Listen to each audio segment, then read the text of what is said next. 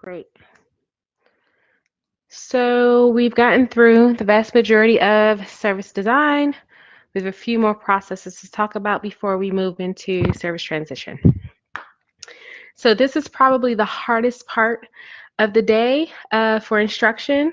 Not necessarily for me, but most of the time for the attendees because they are ready to be done with this. So I would try to make this as interesting as I possibly can.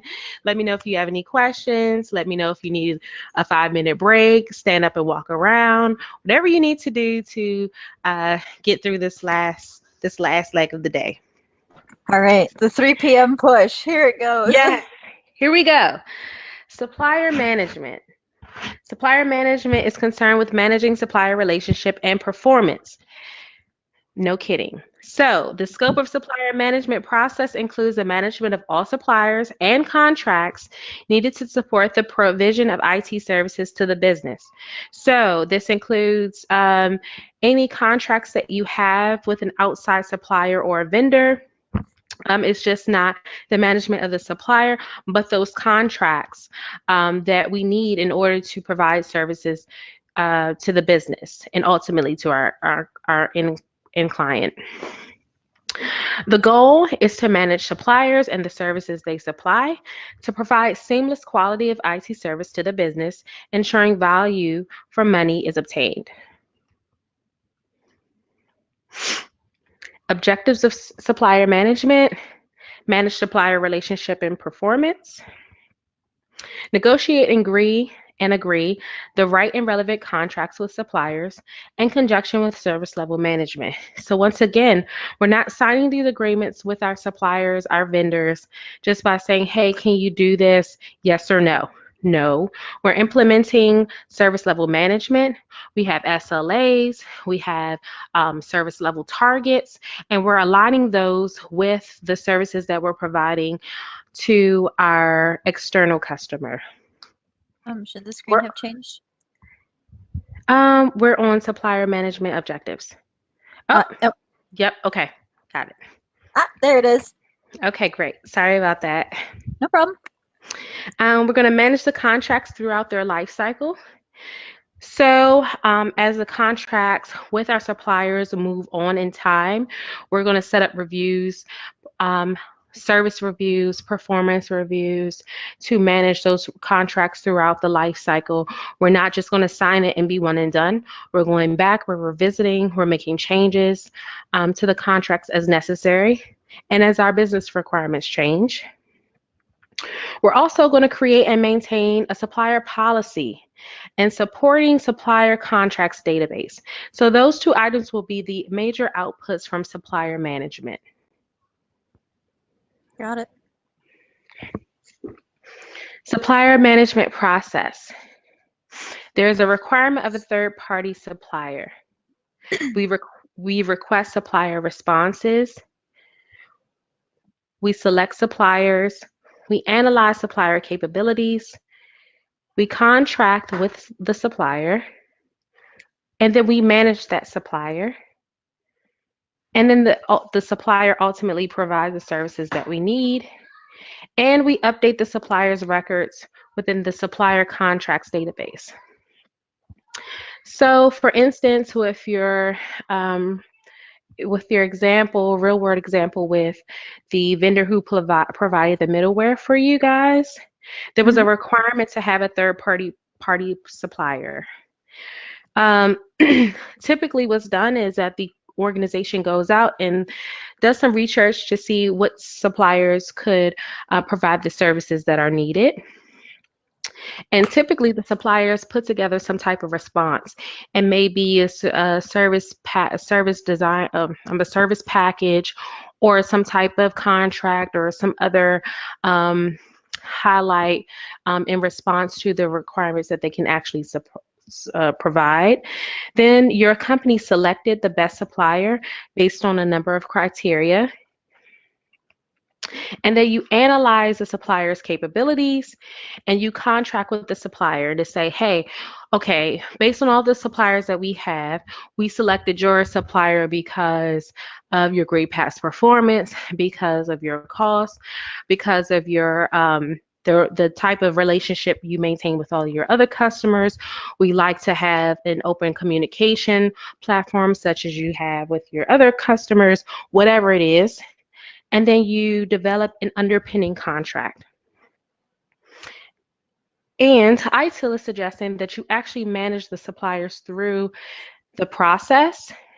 So you either have service reviews, you request data from them, you request regular reports from them, you request sit-down meetings with them, and so you manage them and manage their performance. And over time, they provide the services as provided. But what happens is all the information that you collect as a way of doing business with them, you update that information, or you store it and you update it as necessary within a supplier contracts database. So the purpose of that database is to house information about the supplier. So we have information about the types of services that's provided, who owns the service, expiration date, the value, maybe the cost associated with that service, any contract modifications or termination of the contract, supplier's performance against contract terms. So we're keeping that information as well. Records of past or expired contracts. So if we worked with the supplier in the past and they've been a longstanding customer with us, we're keeping versions of the old contracts in the database. We're also keeping the existing contracts there and any new or renewed contracts, obviously. And at the heart of all of this is the organization's supplier policy and strategy. So the supplier contracts database simply maintains information specific to the supplier and the organization's interaction with that supplier. Got it.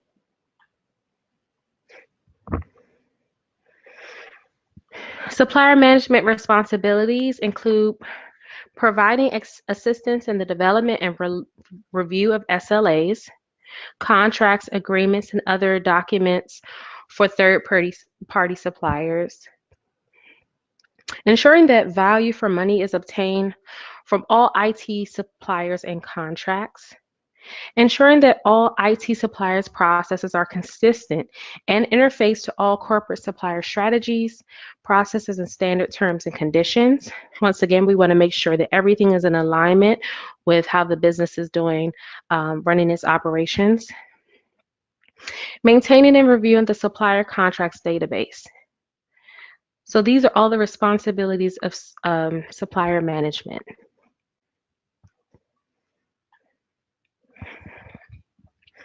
Pretty straightforward.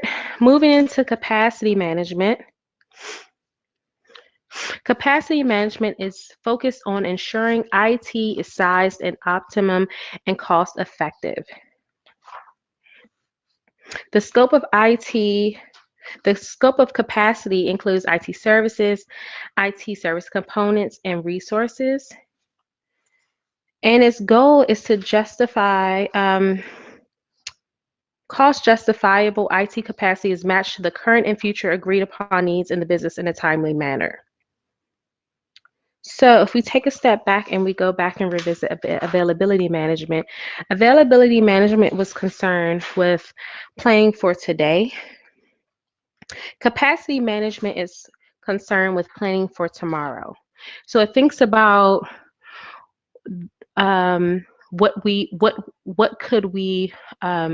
what's our capacity? How much can we hold in the future, right? So maybe today we are only operating at 85%. Capacity management is saying that we probably could operate at 100% for this particular server, but we don't want to do that. Our threshold is at 90%. So if we're operating at 85% today, and that's what's available, we're going to set our threshold for 90% so that we can coin that as our capacity for this particular server so that we don't miss any SLAs or we don't negatively impact the system or the functionality of the system. Objectives of capacity. Skipping down to the fourth bullet, the major output of capacity management is the capacity plan. That plan can include information on the capacity of resources, shared services, tools, and all types of service components.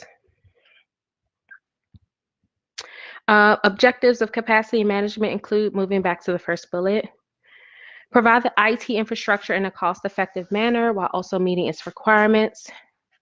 Ensure optimum utilization of IT infrastructure. So once again, if we know that, we have a particular tool, we don't want to operate at 100% all the time. That's probably not the smartest thing to do. No. Work on current and future needs. Produce and regularly upgrade capacity plan, which is the major output. Provide advice and guidance on capacity and performance related issues. So similar to what happens in availability management, if an incident arises and it's related to capacity, then capacity management is going to provide guidance on that. It's not going to be up to the service desk technician to analyze and provide guidance on a capacity issue related to a system. Assess the impact of changes on the capacity plan. So if we're changing things, if we're changing our service components, or if we're changing our service offerings, and there are tools associated with that, then we want to make sure that those changes do not negatively impact the capacity of the tools that we're using. And proactively establish and maintain capacity and performance measures, similarly to availability management. Key concepts: business capacity, service capacity, and component capacity. Capacity management information system, similar to the availability management information system, and the information security management system, and the supplier management system, supplier contracts database. So with all of these process areas, ITIL is suggesting and recommending that there is a system in place or a repository by which you store your information related to these different functions or these different process areas. We talked about a capacity plan, which is a major output, performance management, demand management, modeling, application sizing. Okay, business capacity management. Business capacity management is focused on preparing trend analysis, forecast, model, and develop the capacity plan to understand future business needs. So once again, availability is planning for today, capacity is planning for tomorrow. Modeling to estimate the best alternative for capacity deployment. Whereas service capacity management is understanding the functionality of IT services, resources, and variation to ensure that appropriate service agreements can be designed, and reporting on service profile of the use of services and manage demand for services. So in regards to capacity for business and the services, businesses primarily focuses on trend analysis, forecasting, understanding the industry, understanding trends. And so the focus is on the business.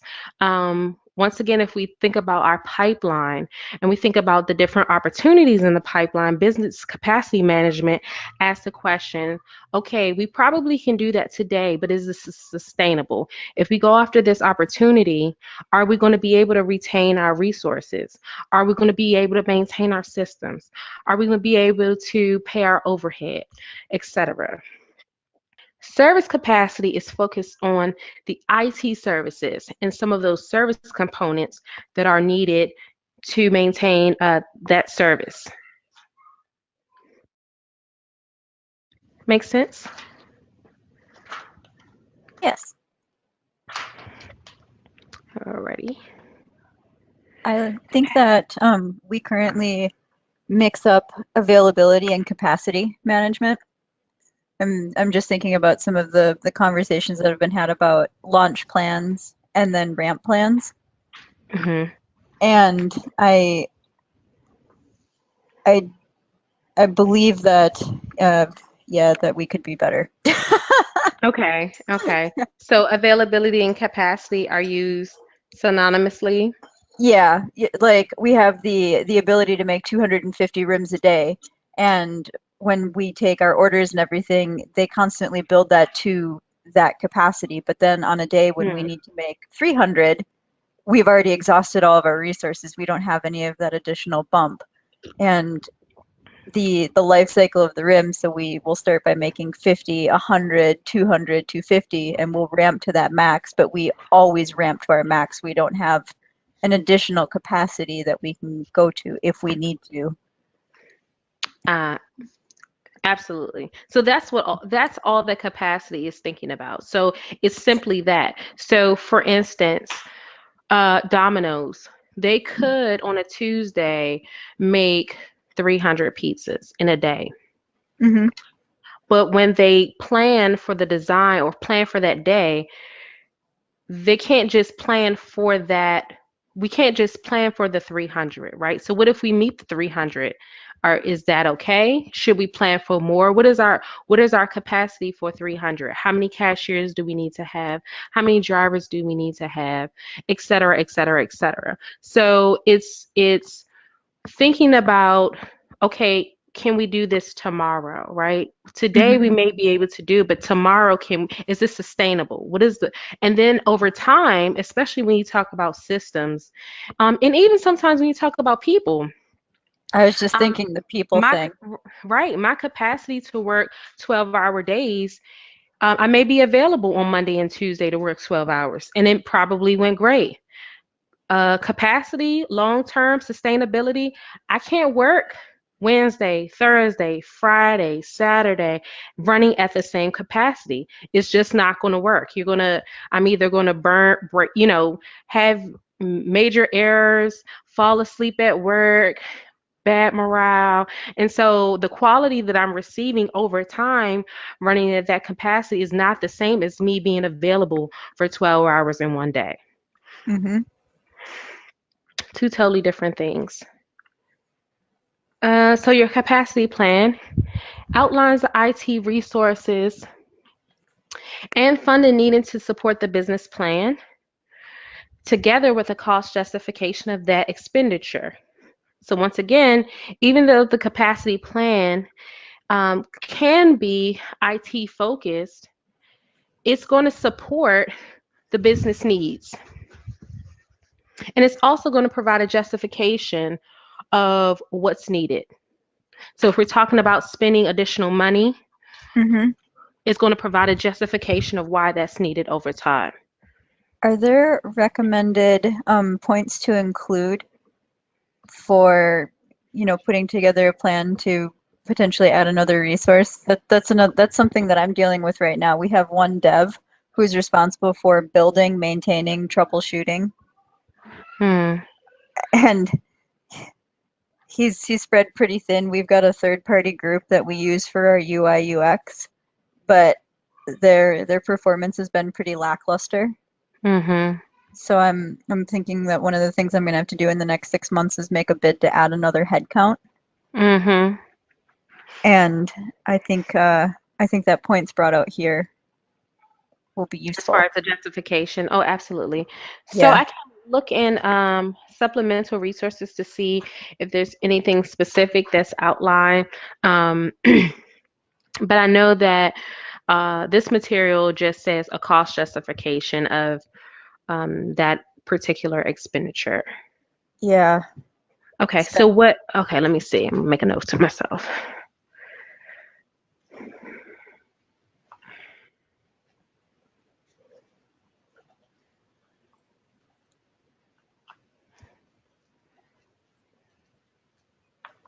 Let's bullet one.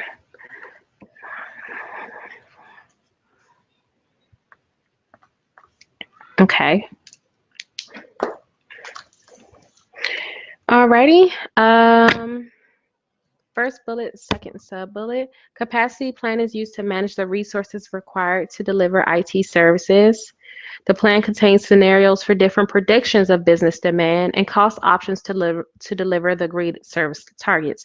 So once again, capacity is talking about planning for tomorrow.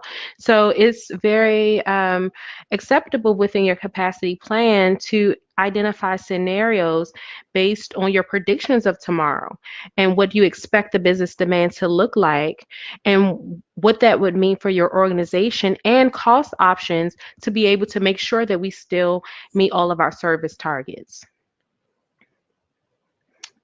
Capacity management information system. Once again, similar to some of the other repositories that we talked about, virtual repository for all capacity management data. Usually stored in multiple physical locations. That can also be true to make sure that we do not lose any information or have a single point of failure. Key concepts: performance management, monitoring, tooling, modeling, which is a technique that's used to predict the future behavior of a system or process. Mathematical models for determining the benefits and cost of varying capacity, simulations, analytical techniques, application sizing. Are you familiar with application sizing? No. Okay. So application sizing, the goal of application sizing is really just to estimate the resource requirements to support a proposed change to an existing service or environment. So it's basically saying if we want to change facets of a service or service component, then you go through and estimate the resources and costs that are used to size or to change components of that service. Wait, I think I actually did this. So when we replatformed from Magento to WooCommerce, I had to go and figure out basically what that replatforming was going to look like. You know, what were the human hours going to look like? What additional costs would be incurred by having this new platform that had a different subset of plugins, yada, yada, yada. Yes, absolutely. Okay. I've done this. It was hard. How long did it take you to get through it? I want to say that it took me about a month. And I spent so much time just going back and forth trying, again, like I was in this situation where I didn't know what I didn't know. So I'd put something down on paper and then I'd research it and then I'd find out that I'd need like 8 other supporting things to make that thing that I wanted to work. And how did it all play out in the end? I mean, it's been successful and I'm really happy that I had to do the amount of I think the actual time to compile the data once I've sifted out all of the behind the scenes research, it probably took about a week and a half. But I'm so happy that I put all of the extra time into it because there have been adjustments that have been requested now that I did the research in the front end, so I can answer intelligently like we can do this, but XYZ need to happen and in this order, and this is what it's going to cost. Okay. Excellent. Did you have any questions about any of these concepts? Nope, I'm good. Okay.